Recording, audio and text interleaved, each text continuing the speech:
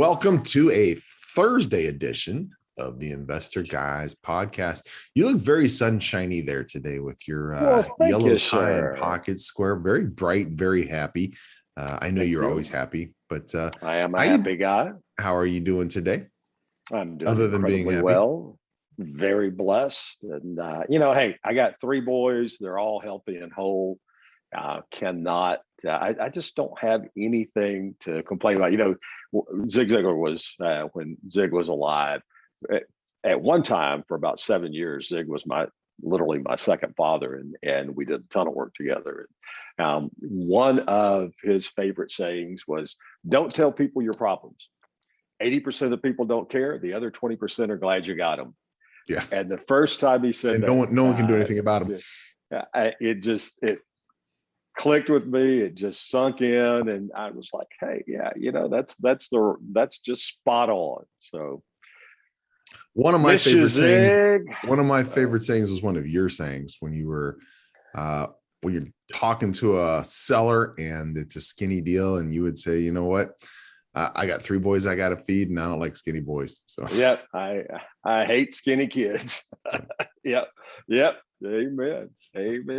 And look, that's just a way of saying to everybody in any deal, I got to make a profit.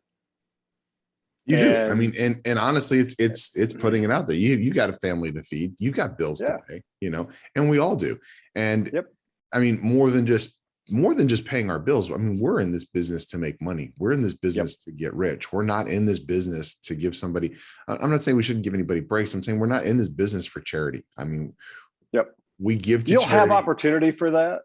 Yeah, we give charity when we've counted our blessings, we share those blessings. But if you're just doing skinny deals, you're going to get frustrated really quick. You're not going to have the motivation to continue to do this. You're going to give up. So the deals are out there that make the money. The deals are out there that make sense. And those are the deals that you need to be looking for. Those are the deals that you need to be looking for. This is a conversation I actually have oftentimes when we do the real estate club. And I had it again last night because we did 2 days ago, we did our Broward and Miami club. And I had a gentleman, he had a great idea for Miami duplexes. He was pointing out that a lot of the duplexes are on properties that are zoned for more units. And he was wanting to set up a program to where he approached those individuals and, work something out.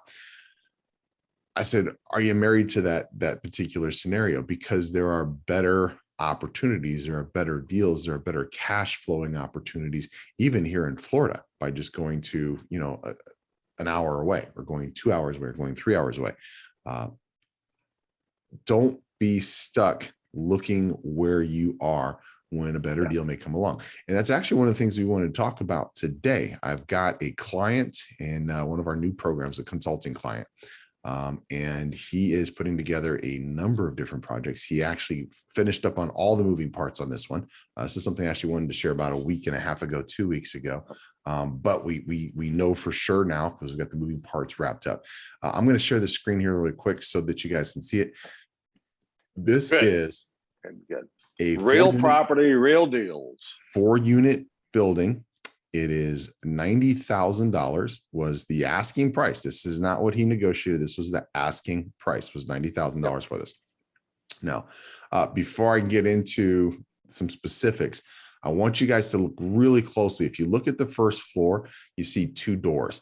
That center door goes up to the second floor, and there's 2 doors at the top of that stairwell. That door on the left goes in and makes like a little jog to the right, and there are 2 doors for the first floor. So there's 2 units on the first floor, 2 units on the second floor. All 4 units are 3 bedrooms, 1 bath each. It has a full-size attic that has absolutely nothing in it. It is totally empty. Wow.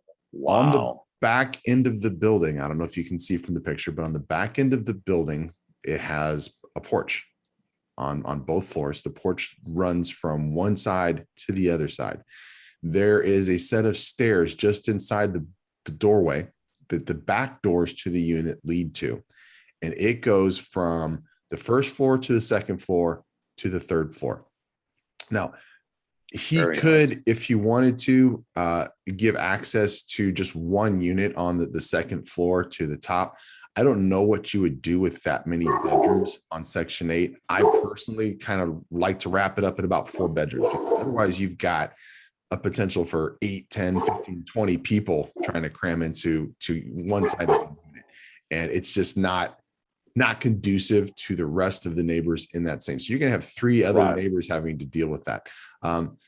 Again, huge 4th floor. If you wanted to spend the extra money to try to put a kitchen up there, try to put a bathroom up there, it might be worth it. And then he would have 5-unit building. Now, so let's go with what's in place. Okay. Let's skip the attic for the moment. Let's go with and we have to do that really. When you think about it, we have to go with actual numbers. Okay. And the actual numbers on this Section 8 are going to be about $1,300 per unit. Okay. So remember, 3 bedroom. So and one thing, 4 units. 4 units. 3 bedrooms. But what people need to remember is that when we're dealing in Section 8, very different when we're dealing with the retail environment. In Section 8, they really don't care on a 2-bedroom or a 3-bedroom whether you have 1 bath or 2 bath. You don't really get any extra money. They're concerned about the bedrooms. They're not concerned so much about the bathrooms. Obviously, you got to have one, got to be fully functional. But in this scenario, we got 4 3-1s. Now, in a retail environment, that might be an issue and cost us money. Does not cost us money in Section 8. So they're making over $5,000 a month in rents on this property net. Now, we're on break. Okay. So let's make sure to the best part of this when we get back. Cool. That's why you need to hang around. That's why you need to hang around. That's why you need to come back, because you're going to love this. This is a great property. And this is not one of those properties that is a impossible property to find. It's something that you can find if you know where you're looking. We'll be back in a minute. You want to be a real estate investing millionaire? Be able to buy a luxury car or maybe a nice boat? How about a bigger house in a nice neighborhood? Being a real estate millionaire is a dream come true for so many, and it was for me at one time also. But in a world of $500,000 cars, multi-million-dollar planes, and yachts, and vacation homes that cost in the tens of millions of dollars, why would I settle for just being a millionaire? I want more, and you should too. New for 2022, the Billionaire Training Academy, the only program of its type designed to create billionaires. This program is not about real estate strategies. It's about scaling real estate strategies, starting small and growing into multi-million-dollar deals and beyond. It's about the business of building a billion-dollar real estate empire, setting your business up to do and obtain business credit, funding, and more. Understanding where to go and how to obtain literally limitless funding for real estate projects, and being able to put together the types of high caliber projects that are going to show multi-million-dollar profits for your business. This program is about building your business team, business structure, structuring partnerships, and attracting more investment capital than you'll ever have projects to apply it to. This program will show you how to build a billion-dollar real estate investing empire by building the business that will drive it, power it, support it, manage it, and more. This is not an event where we're going to try and dazzle you with light shows and feel-good sing-alongs. This is an exclusive 1-week intensive program. This is Billionaire CEO Training Bootcamp. This is roll up your sleeves, get to work, and get started right away.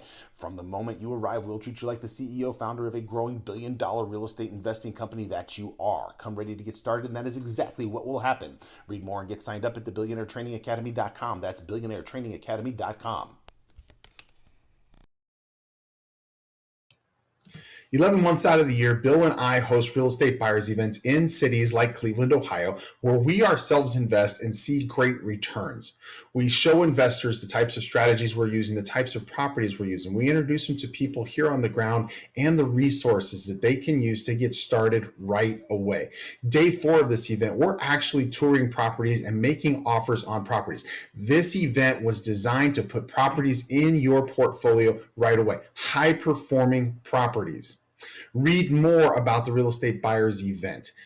Get registered. We'll see you at the next event, realestatebuyersevent.com.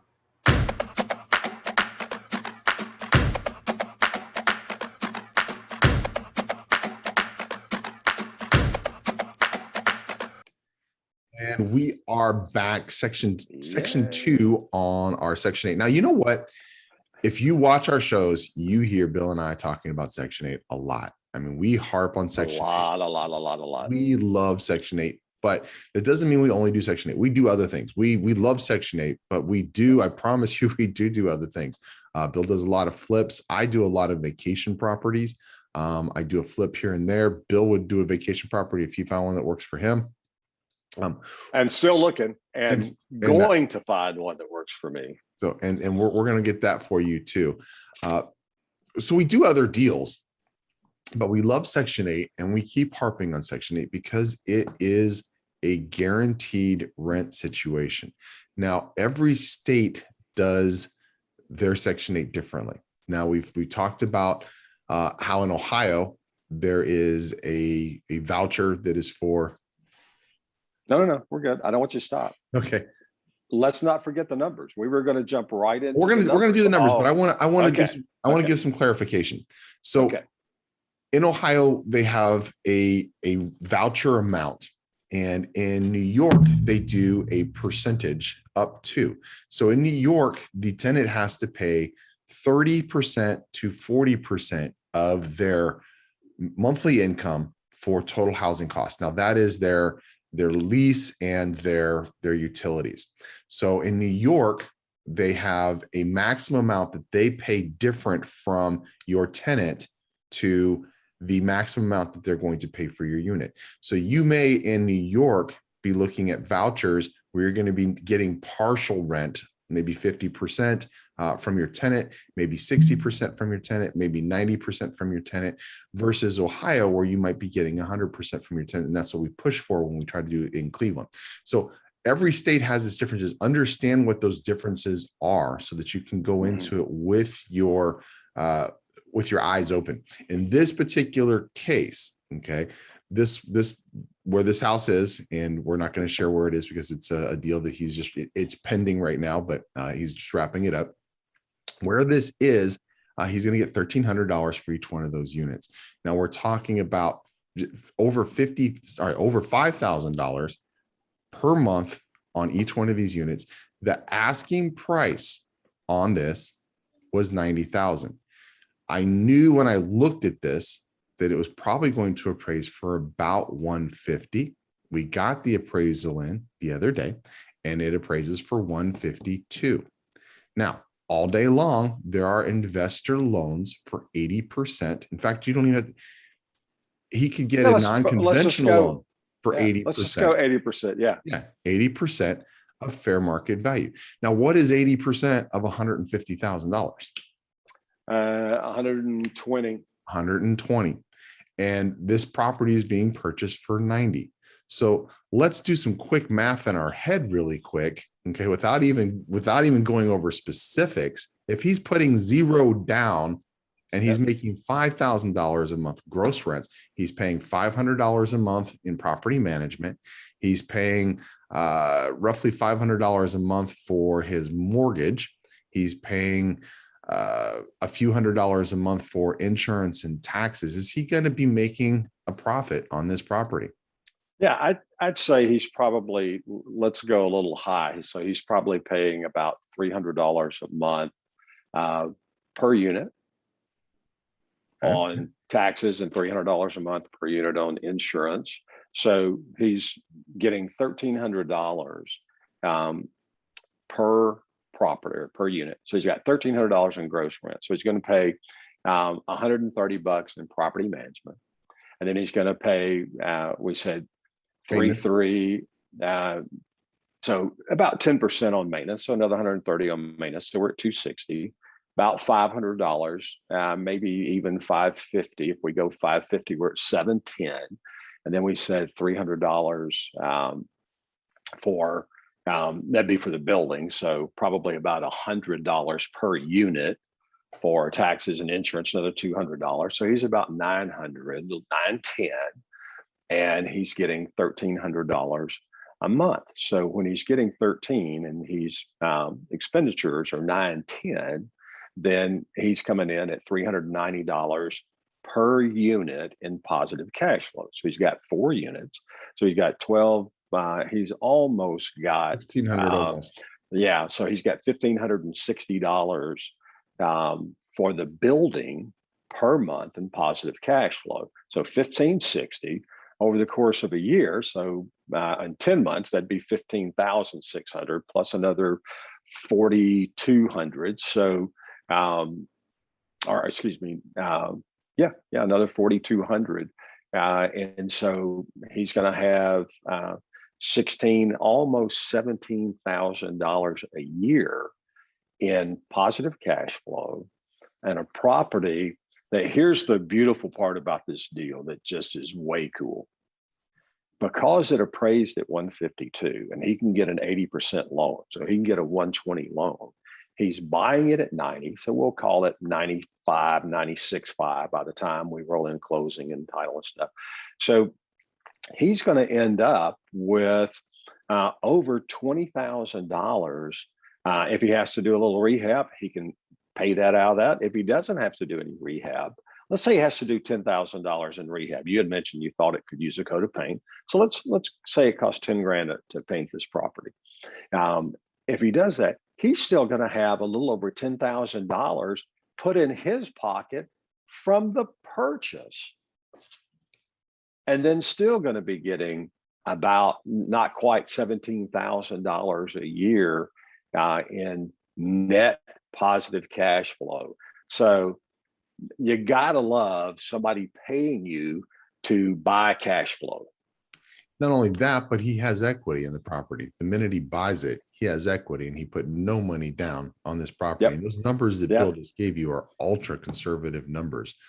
So he's going to do better than that even. It's a great deal. And it shows us that now this particular investor does not live in the market where this building is being purchased. Okay. Why are we stuck to a specific market? Why are we stuck? That's the other thing I see too. I tell people, you're not stuck in the market where you are. And I see other people, they invest in other markets, but they only invest in one specific market. And I actually am guilty of that. I've got markets that I like that I invest in. I happen to have about 7 or 8 different markets that I like that I invest in, but I know investors, they only invest in one other place. They don't even invest. And that's the predominance. That's the predominance, is most investors stay in one market only. Now we're up on a break. We'll come back, and let's get more into why you do not have to be stuck in one market and what you look for to go to another market. Absolutely. Are you ready to start adding performing properties to your portfolio, high performing properties to your portfolio? If so, check out the Real Estate Buyers Event. Once a month, with the exception of December, Bill and I host a real estate buyers event in a high performing market where he and I are both investing. He and I both have experience. We share our experiences, our resources, what to buy, what not to buy, where not to buy, what strategies to use to get great returns on your investment in these markets. If you want to read more about it and you want to join us for one of these future real estate buyers events, go to realestatebuyerevent.com. That's realestatebuyerevent.com. We'll see you there.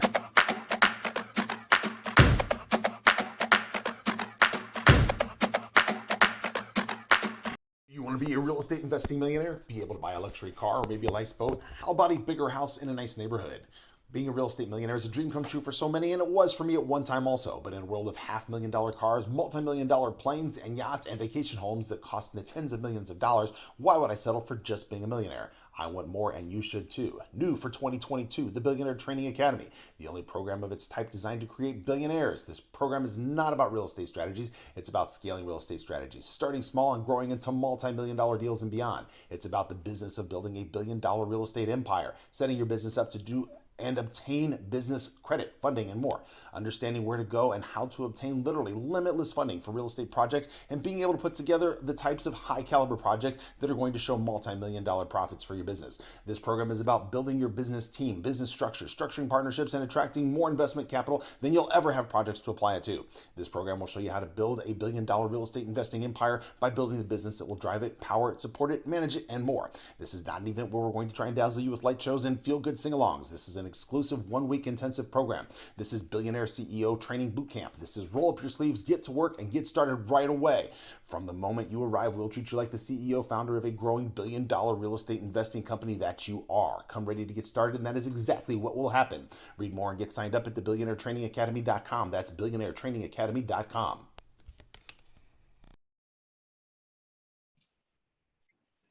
And we're back, and we're going to talk on this last segment about why you are not chained to the market where you are, why it makes sense to look around. Now, the market you're in might be great, okay?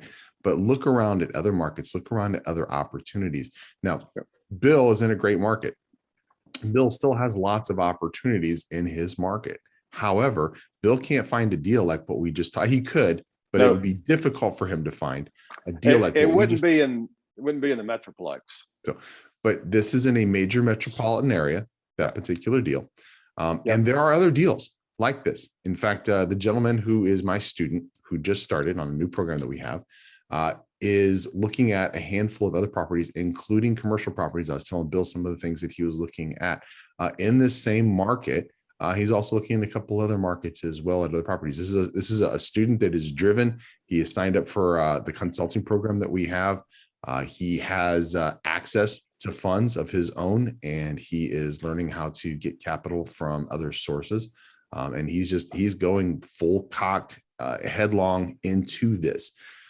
He does not live in that market. He does not live in the markets where he is looking. He is not even looking in the market where he lives. And we don't have to, because we're not chained to the market. And I hear people ask me all the time, especially in real estate clubs, when I'm talking about this, they say, well, what about property management? How do you get up there to do the property management? I'll tell you what, if I own the house next door, I would not be doing property management. And the tenants that rented the house next door would not know that I own that property. I don't want to do property management. I don't need to do property management. It takes up time that I could be using for something else. I'm not great at property management. I don't want to be great at property management. And I don't need to be a property manager for a property that is, best case scenario, a 12-hour drive from where I happen to live. Yeah. So you look at when I moved from California back to Texas, I had a property up in Plano that I had lived in before I left, and I kept it and turned it into a rental. And when I moved back, I decided that, hey, there were some months there before the lease was up, because I was going to move back into that house.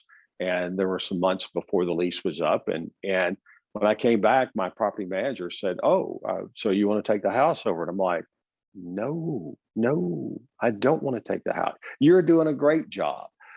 Property managers are a tremendous value when you're paying 10%, and that's the top end. The more property you get, that number is going to drop. When you're paying 10% when you start doing rental property, it is what separates, in my opinion, the serious rental investor and the person that's just, I'm hard-headed, I'm going to do it my way, I'm going to handle it, I know how to do this, blah, blah, blah, blah, blah.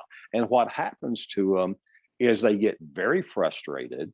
They get those goofy calls that are the nightmare scenarios, the midnight calls, my toilet's overflowing, that kind of stuff. I actually had got a call one time, and I was like, why are you calling me? And they were like, well, we couldn't get a hold of property manager. And I'm like, yeah, you can't get a hold of me either. I said, I that's not my job.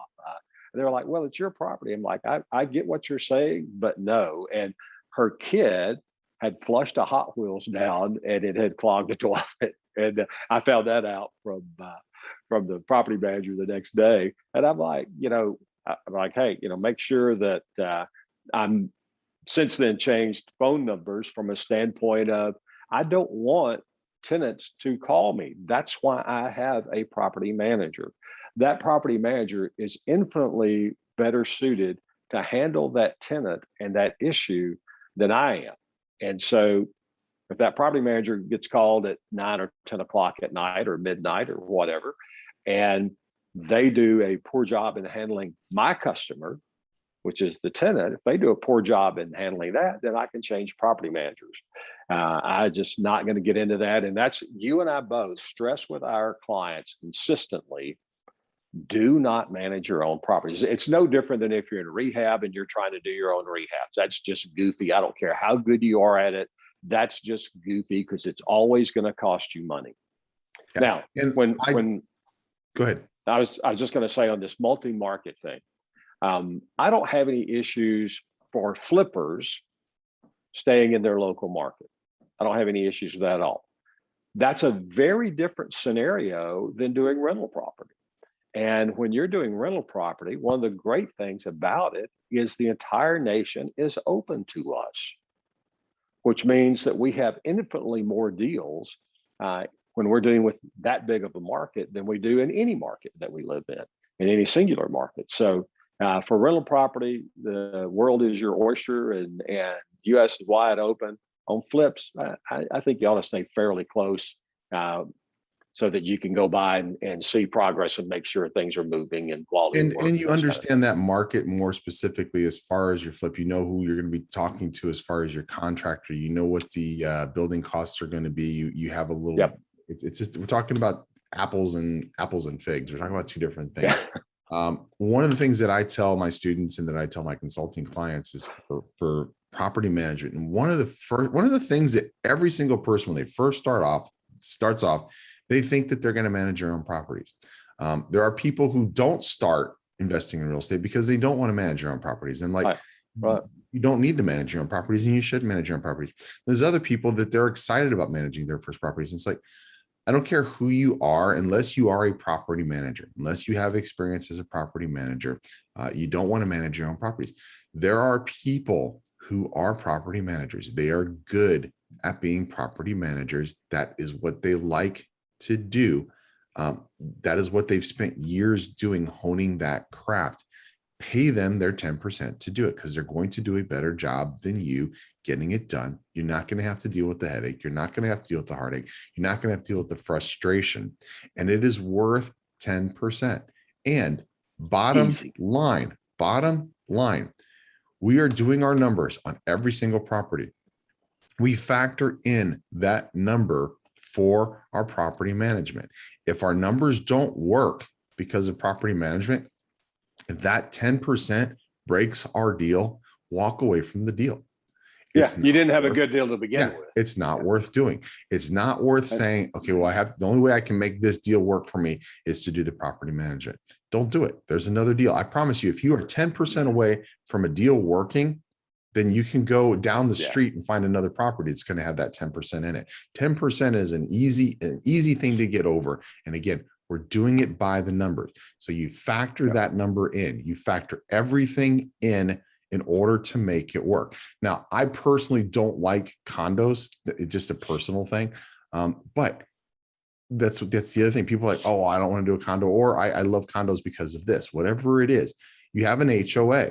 Okay. If you have factored in the numbers for your HOA. Now, we have a couple of condos that we have for vacation rentals. In fact, we have vacation rental condos that have HOAs of $600 a month here in Florida. Part of the numbers, we factor that in. If we're making a profit, great. If not, walk on, find another property. It's all about the numbers. So everything that we have to have in place, okay, our maintenance, whether it's somebody mowing the lawn or shoveling sidewalks or coming and fixing the hot water heater, our maintenance is something we have to include. Don't say, oh, well, you know what? I'm handy with a wrench. I'll go over and I'll fix it whenever there's a problem, or I can plunge a toilet. No, that is part of your numbers. If you're running around, if you've got 20 units and you're running around having to fix each one of those units yourself, you're going to get frustrated really, really fast. And no matter how much money you may be making on those units, you're not going to feel like continuing to invest because you feel like your job is running around taking care of your units. Delegate that, give that to somebody else, and you focus on what is working for you, which is bringing money in by purchasing properties that are going to work for you. Yep. Amen. Amen, brother. And hey, look, I'll make this one comment and then we'll wrap up. So, and it's this. We were talking about, you need to have property managers. As you grow and you start to get, when you start getting multiple rental properties, a lot of times you can refi those onto a single note and make it a commercial note. But I'm going to tell you, most commercial lenders will not lend to you if you are managing the property. They want to see, and then you start getting into apartment buildings, it's almost across the board. They just go, who's managing it? Oh, you're managing it? Yeah, we're going to pass. And it doesn't matter what your experience level is. They want to see proven, competent, professional management. And they're fine with you and I owning the property. They just don't want us managing it, and they vote with their loans as to whether they're going to give us the money or not. And so get in the habit of that. Get in the habit of, I'm just going to make sure that I have professional property management handling this. It's good for my business. It's good for my bank account, and it makes my life simpler. Yeah. No matter what you're doing, whether you're doing flips or whether you're doing holds, whether you're doing vacation properties, whether you're doing commercial, whatever it is you're doing, this is a business. And you need to approach it as a business. You're not going to open a restaurant and be the chef and the hostess and the waiter and the waitress and the bottle washer and the dishwasher and everything else. Cook. You're going to have people that do each of those different things so that you can be more productive and you can get more done, and without having to have everything on you in your lap. So approach this as a business, because if you don't, it's not going to work for you. This is a business just like any other business. Make sure that you have the people on your team, and make no mistake, your property manager is one of your team members. Okay. Make sure you have the people that you need on your team. If you've got a lender that you regularly work with, they're a team member. Make sure you have your investing business run as a business. Bill, it has been a pleasure as always. Now, don't forget, my pleasure, sir. I've got it. Not really a challenge, but we've got a special show for you next Tuesday. And I know you're still in the dark. I think you're going to like it, but everybody make sure you join us next Tuesday. If you aren't already liking us and following us on your favorite podcast platform, please do that. If you want to see us on video, you can see that at the investorguyspodcast.com. Make sure you check out all of our episodes, and we will see you guys on Tuesday. Have a great day. See everybody. Bye.